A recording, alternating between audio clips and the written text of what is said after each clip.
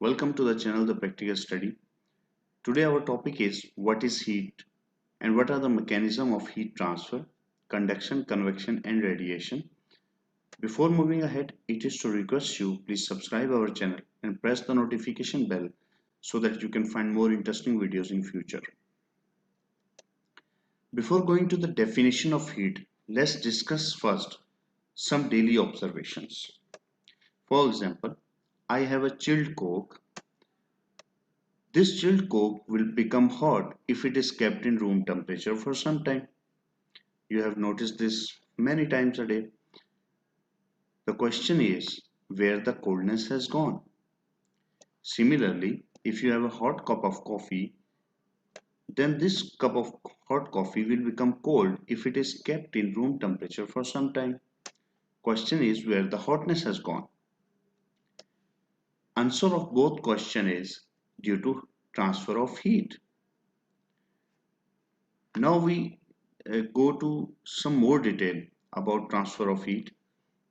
Before going to the detail, first discuss a law of nature which states that if you have a hot body and cold body, then heat always transfers from hot body to cold body. This law of nature is very important to understand the concept of heat transfer.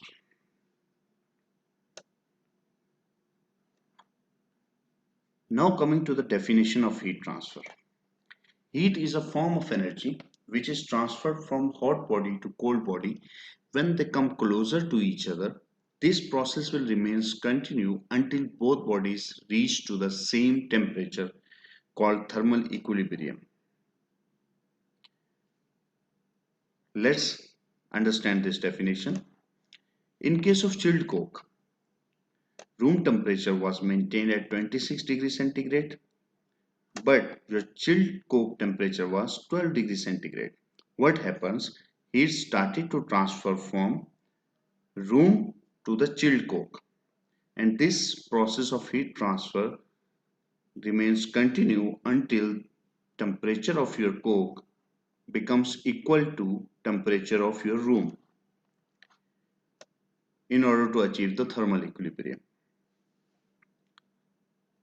Similarly, in case of hot coffee, room temperature was again 26 and was being maintained by air conditioner, and hot coffee was at 71.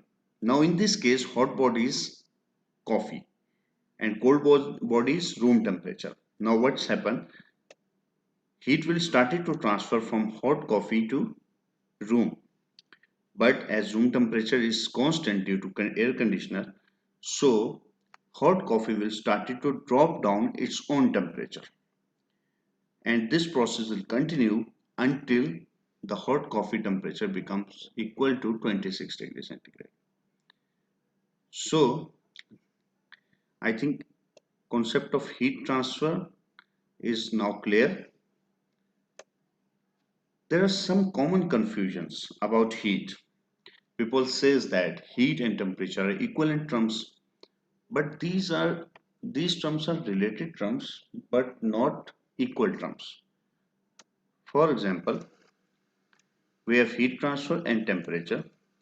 Let's get into the definitions.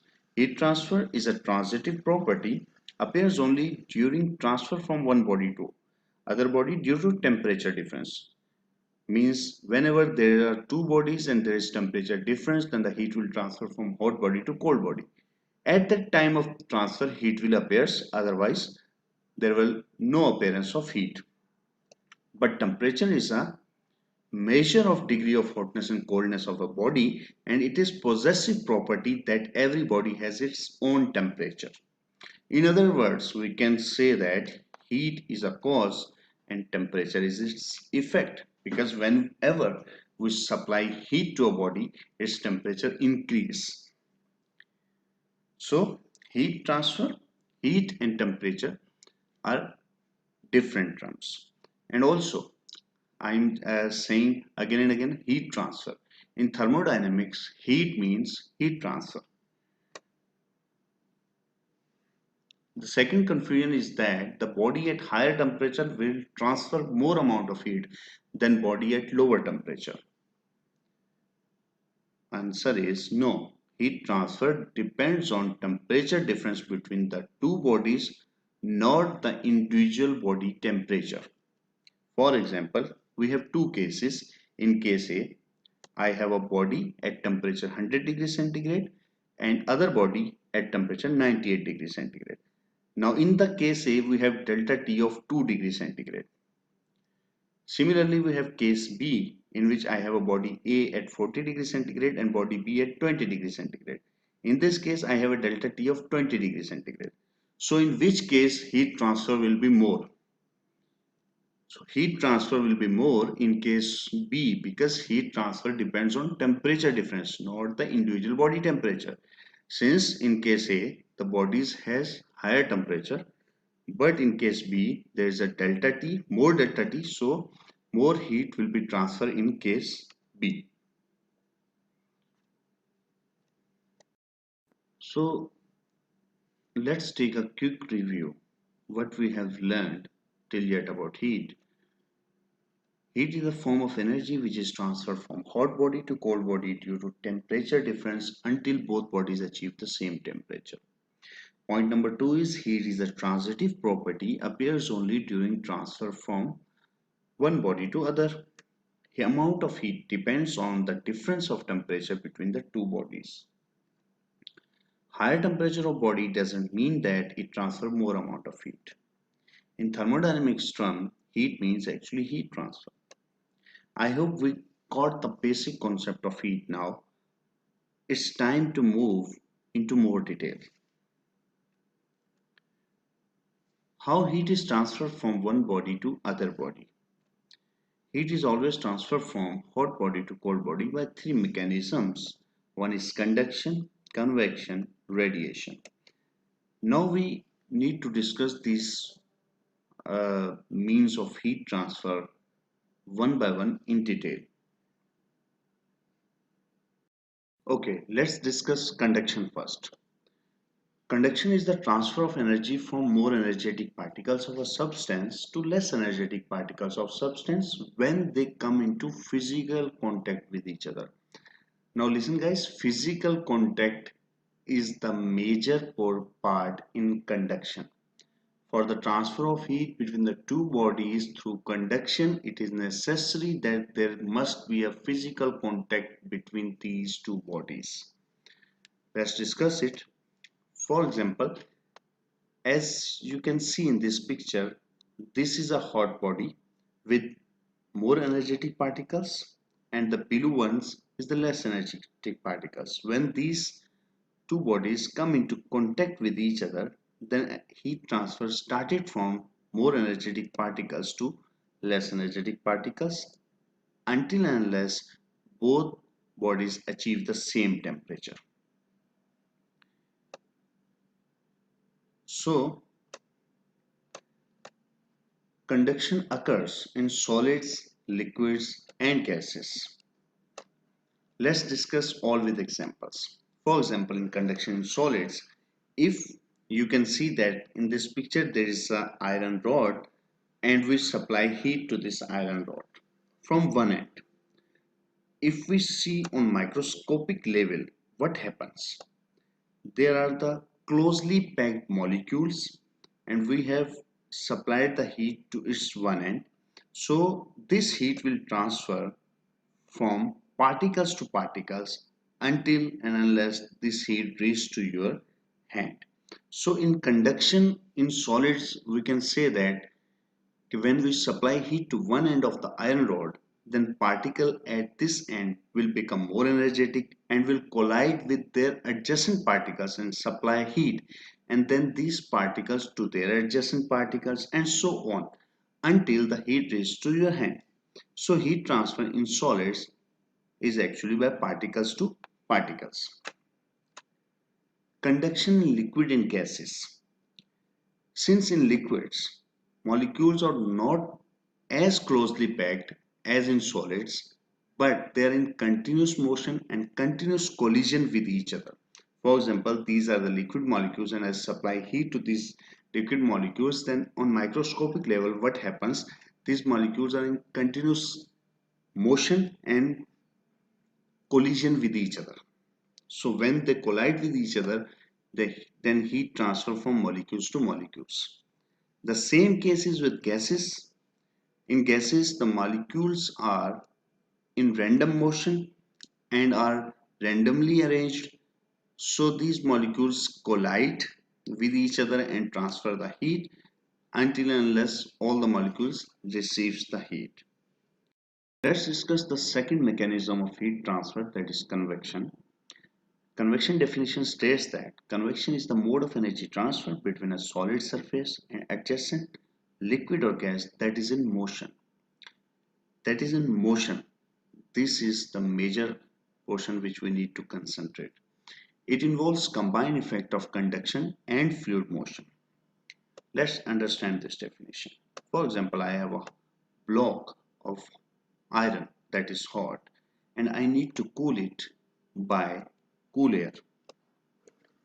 So what's happened is when cool air blows, then this cool air comes into contact with hot block and there will be the conduction between the air molecules and the hot iron block. Then this air moves away from the block and also conduction between the air molecules takes place. This process continues until this hot block becomes cool. So what we observe that same block can be cooled with the liquid in motion. We have discussed with the air, that is gas, but same block can also be cooled with the liquid in motion. So what we observe that here in hot block and air conduction takes place and also air was in motion.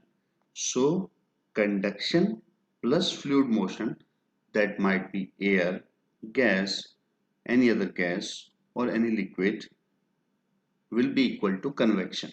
So during heat transfer, if there is a conduction plus fluid motion between a solid surface and adjacent liquid and gas, that will be called convection. Now convection has two types, free and forced convection.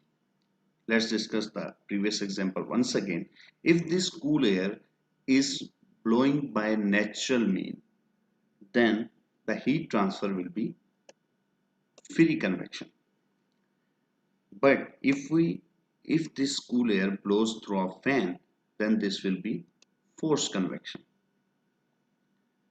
Similarly, in case of water, if it is moved by pump, then it is forced convection. I think we have understand the convection concept. Let's discuss some confusion about convection. As we have discussed that we have to concentrate on fluid motion, I discussed before. So it is not necessary that heat transfer between a solid and liquid is always convection. It is pure conduction if there is no bulk motion of fluid. Let's understand this. Again, consider that hot block, and let's suppose I have this container filled with water, cool water. If I dip this hot block into the cool water, then what happens? This water will become somehow change its temperature. Now, what is this? Is this convection or conduction? Since there is no bulk motion of fluid and heat transfer is purely due to direct contact of liquid and solid molecules, so this is conduction, not convection. So for the convection, what we understand, there must be conduction plus fluid motion. Third mechanism of heat transfer is radiation. First, we need to understand the law of nature that every body emits thermal waves which is above the temperature of absolute 0 Kelvin or minus 273 degrees centigrade.